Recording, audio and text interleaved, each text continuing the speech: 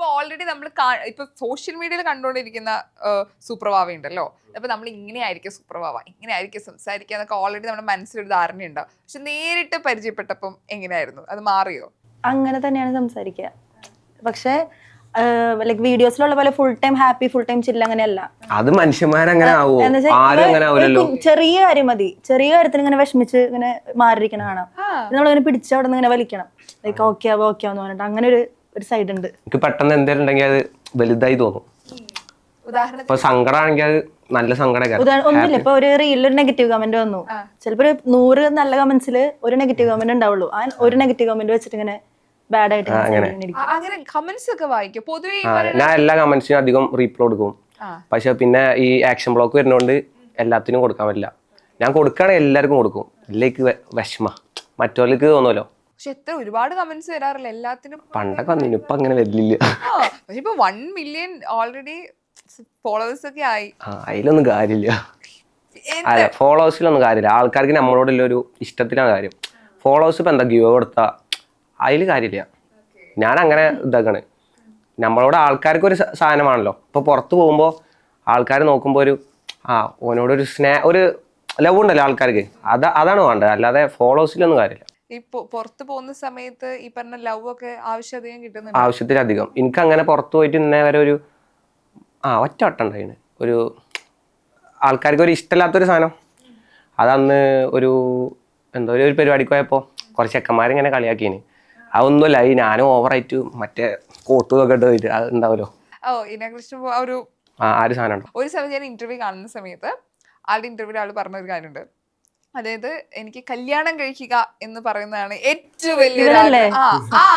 അതെ അതെ, അതിനു വേണ്ടിയാണ് സേവ് ചെയ്യുന്നതും ഈ റീൽസ് പ്രൊമോഷൻ ചെയ്യുന്നതിന് വേണ്ടിട്ടാ. കല്യാണം കഴിക്കണ്ടേ, എന്തായാലും കല്യാണം കഴിക്കണ്ടേ. അപ്പൊ പിന്നെ അതാണ് അടുത്ത ഓപ്ഷൻ. അടുത്തൊരു ഇതാണ് ഒരു ജോലിയായി അപ്പ കിട്ടുന്ന പറഞ്ഞത്. ജീവിക്കുന്നത് കല്യാണം കഴിക്കാൻ വേണ്ടിട്ടാ. അങ്ങനെയല്ല, വേണല്ലോ ജീവിതം. എന്തെങ്കിലും രസമൊക്കെ വേണ്ടേ. യാതെങ്കിലും അങ്ങനെ ഒരു തോട്ടി. ഇപ്പൊ എത്ര ഏജ്? എനിക്ക് 22.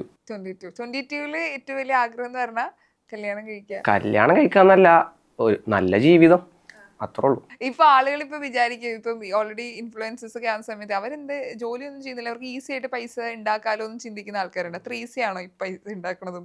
അതെങ്ങനെ, എന്തൊരു പരിപാടിയാണെങ്കിലും ഫസ്റ്റ് നല്ല പണിയെടുത്തിട്ട് തന്നെ അത് നമുക്ക് എത്തുള്ളൂ. ഇപ്പൊ സംഭവം മാഷാ അല്ലാഹ് പണിയൊന്നുമില്ല. ബാക്കിയുള്ളവരെ സംബന്ധിച്ച് നോക്കുമ്പോൾ ഭയങ്കര അടിപൊളി ലൈഫാണ്. പക്ഷെ ഇത് എത്താൻ ഞാൻ ഒരു ഏകദേശം ഇപ്പോൾ ഒരു 7-8 കൊല്ലമായിക്കണ് ഈ സോഷ്യൽ മീഡിയക്ക് വന്നിട്ട്. പക്ഷെ അത്ര കൊല്ലം ഞാൻ വർക്ക് പറഞ്ഞാൽ കണ്ടിന്യൂസ് ആയിട്ടൊന്നും വർക്ക് ചെയ്തിട്ടില്ല. പക്ഷെ അത്ര കൊല്ലം ഞാൻ എൻ്റെ ഒരു ആഗ്രഹം ഇതിങ്ങനെ ചെയ്തുകൊണ്ടേ ഇരുന്നീന്. പിന്നെ ഇപ്പോൾ ഒരു 1.5 year ആയിട്ടാണ് ഞാനിപ്പോൾ ഒന്ന് സെറ്റായത്, ഒന്ന് ക്ലിക്കായത്. അതുവരെ ഞാനേ കഷ്ടപ്പെടണല്ലേ. അന്നൊന്നും നമുക്കൊരു തേങ്ങ കിട്ടണില്ല. അപ്പോൾ ഞാനിത് വിടാതെ പിടിച്ച് ഇതുമ്പോൾ തന്നെ നിന്നുകൊണ്ടാണ് ഇപ്പം ഇങ്ങനെ ആയത്. ഇപ്പൊ ഓൾറെഡി വാവക്ക് ചുറ്റുള്ള എല്ലാവരും, ഇപ്പൊ വാവന്റെ ഫ്രണ്ട്സ് സർക്കിൾ എല്ലാവരും ഓട്ടോമാറ്റിക്കലി ഒരു ഇൻഫ്ലുവൻസർ ആയിട്ട് മാറുകയാണ്. അതിന്റെ ചുറ്റില്ലൊന്നല്ല, അതിന്റെ ചുറ്റില്ലൊന്നല്ല. ഇപ്പൊ അങ്ങനെയാണ്. ഇപ്പൊ ഒരു പേരിൽ തന്നെ ഒരു 4 വ്ളോഗർ ഉണ്ടാവും. അതങ്ങനെയാണ്. ആൾക്കാരിപ്പോ ഏറ്റവും സുഖമുള്ള പരിപാടിയല്ലേ, പണിക്കൊന്നും പോണ്ട, കൊളാബ് എടുത്ത് പൈസ ഉണ്ടാക്കുക. ഏത് പണിക്കാ അത്ര സുഖം? ഞാനങ്ങനെ കാണുള്ളൂ. അപ്പൊ എല്ലാരും അതിക്കങ്ങനെ ഇറങ്ങും, അത്രേ ഉള്ളൂ.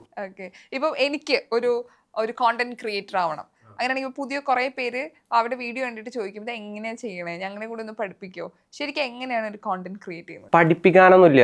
ഇപ്പൊ എനിക്ക് അങ്ങനെ പറയാനൊന്നും അറിയില്ല. ഞാൻ അത്ര വലിയ കോണ്ടന്റ് ക്രിയേറ്റർ ഒന്നുമല്ല. ഞാൻ എന്താ വെച്ചാല് നമ്മളൊരു പുതിയ സാധനം കൊണ്ടുവരണം, അപ്പോൾ നമ്മൾ വിജയിക്കും. ഇപ്പോൾ ഇങ്ങനത്തെ ഒരു സാധനം കൊടുക്കുന്നത്, ഒരു വ്ളോഗിങ് ഇങ്ങനെ വോയിസ് ഓവർ കൊടുത്തിട്ട് നമ്മളേതായ ഭാഷയിൽ കൊടുന്നത് ഞാനാണ് തോന്നുന്നു, അറിയില്ല. ഇപ്പൊ ഒരുപാട് പേരുണ്ട്. വാവയാണ് സ്റ്റാർട്ട് ചെയ്തത്. പിന്നെ ഞാൻ വിചാരിക്കുന്നു. കണ്ടിട്ടുള്ളത് വാവയുടേതാണ്. ആ പ്രസന്റേഷൻ, അതിന്റെ കോമഡി, സ്പീഡ് ലാഗിങ് ഇല്ലാതെ ചെയ്യുന്നൊക്കെ കണ്ടു. പിന്നെ ഒത്തിരി പേര് ചെയ്യുന്നുണ്ട്. അപ്പോൾ അത് ഞാൻ ഫസ്റ്റ് കൊടുക്കുന്നോണ്ടാണ്. ഇന്നേക്കാൾ ടോപ്പായിട്ട് എത്രയോ ഡെയിലി കണ്ടന്റ് ചെയ്യുന്ന ആൾക്കാരുണ്ട്. പക്ഷെ ഒരു ഇത്രക്ക് ഇതില്ല എന്നുള്ളൂ. പക്ഷെ എന്താ വെച്ചാൽ ഞാൻ ഫസ്റ്റ് കൊടുക്കുന്നോണ്ട് സെറ്റപ്പ് ആയി അത്ര തന്നെയാണ്. എനിക്ക് പറയാനുള്ളത് എന്താ വെച്ചാൽ കണ്ടന്റ് ക്രിയേറ്റേഴ്സിനോട് കൺസിസ്റ്റൻസിയാണ് മെയിൻ. ഡെയിലി നിങ്ങൾ വീഡിയോ ഇട്ട് കഴിഞ്ഞാൽ എന്തായാലും കയറും. എനിക്ക് അത്ര ഉള്ളൂ പറയാം. എനിക്ക് അത്ര അറിയാം കേട്ടോ ഇതിനെ പറ്റിയിട്ട്. ഞാൻ അങ്ങനത്തെ വലിയൊരു പ്രൊഫഷണലായിട്ട് കൊണ്ടുപോകുന്ന ആളൊന്നുമല്ല. ഞാൻ എൻ്റെ കാര്യങ്ങൾ ഇടണു, എന്തോ കുഴപ്പമില്ലാതെ പോകണു, അത്രേ ഉള്ളൂ. ഇതുപോലെ തന്നെ ലൈഫിൽ പല കാര്യങ്ങളും കണക്ട് ചെയ്തിട്ടുണ്ടാവും. വാവ ലൈഫിൽ ഇതുപോലെ പഠിച്ച കുറച്ച് കാര്യങ്ങൾ എന്താ? ഒരിക്കലും ഒരാളെ കണ്ണടിച്ച് വിശ്വസിക്കരുത്, ഒരിക്കലും ഒരു കാര്യങ്ങളും തുറന്ന് പറയരുത്, എപ്പോഴും ആരും വിശ്വസിക്കരുത്, അത്രേ ഉള്ളൂ. വിശ്വസിച്ചാൽ ദുഃഖിക്കേണ്ടി വരും പറഞ്ഞാൽ വേറെ പ്രശ്നങ്ങളൊന്നുമില്ല, പക്ഷെ നമുക്ക് മനസ്സുകൊണ്ടാവണ ഒരു അടങ്ങാറുണ്ടല്ലോ, അതുള്ളൂ ചേഞ്ച്. മുൻപ് ബ്രേക്കപ്പ് ആയപ്പോൾ ഉണ്ടായ ഏറ്റവും സങ്കടകരമായ അല്ലെങ്കിൽ നാണക്കേട് തോന്നിയ ഒരു നിമിഷം പങ്കുവെക്കുക. ഉണ്ടാക്കിയ വരികളിൽ വെച്ച് ഒരു തഗ് കവിത ചൊല്ലുക. മുൻപ് ബ്രേക്കപ്പ് പറഞ്ഞാൽ ഇതുവരെ അങ്ങനെ ആരും തേച്ചിട്ടില്ല. പക്ഷെ എനിക്ക് ലാസ്റ്റ് കഴിഞ്ഞ ഇതിന്റെ മുന്നത്തെ ഒരു ബ്രേക്കപ്പ് മാത്രമേ എനിക്ക് അങ്ങനെ ബ്രേക്കപ്പ് ആയിട്ട് തോന്നിയിട്ടുള്ളൂ. ബാക്കിയൊക്കെ ഞാനാ തേച്ചേ. ഒന്നല്ല അങ്ങനെയല്ല, ഉള്ളത് പറയണത്, സത്യം പറയണല്ലോ. ആളൊരു ചെറ്റാണെങ്കിലും സത്യം പറയുള്ളൂ. വിഷമാകാന്ന് പറഞ്ഞാല് അതല്ലേ എന്നെ തേച്ചിട്ടുള്ളൂ, അതല്ലേ വിഷമാവുള്ളൂ. ബാക്കിയൊക്കെ ഞാൻ അങ്ങോട്ട് തേച്ചാലേ അതിക്ക് വിഷമം ഉണ്ടാവില്ലല്ലോ. പുതിയ ഇതല്ലേ കയറും, അടുത്തത് അതല്ലേ കയറും. ഇല്ല ഇപ്പൊ ഞാൻ സംതൃപ്തനാ, സന്തോഷം. അല്ല സീരിയസായിട്ട് ലൈഫിൽ ഏറ്റവും വിഷമം തോന്നിയൊരു മൊമെന്റ് ഉണ്ടോ?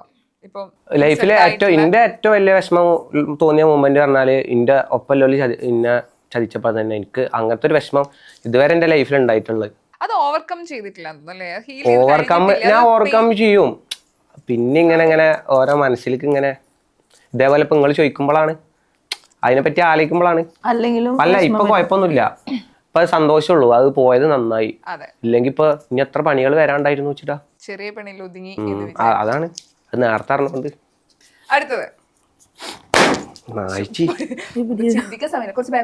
സോഷ്യൽ മീഡിയയിൽ നിങ്ങൾ ഏറ്റവും കൂടുതൽ ശല്യം ചെയ്യുന്ന അല്ലെങ്കിൽ വെറുപ്പിക്കുന്ന ഒരാളുടെ അങ്ങനത്തെ ഒരാളില്ല.